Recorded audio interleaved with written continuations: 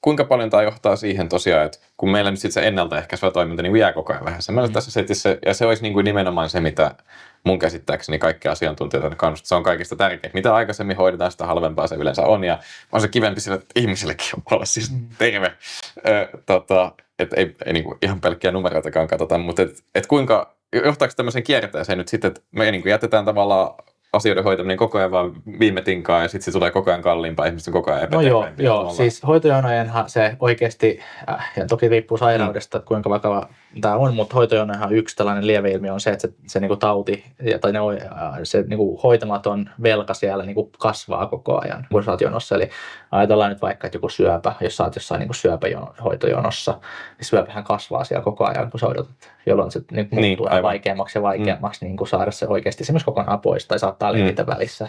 Tämän tyyppisesti se on musta hyvä esimerkki, että se kasvaa. Ja tosi tommonen niinku drastic, että silleen tässä on niinku elämästä ja kuolemasta kysymys. Kyllä. No.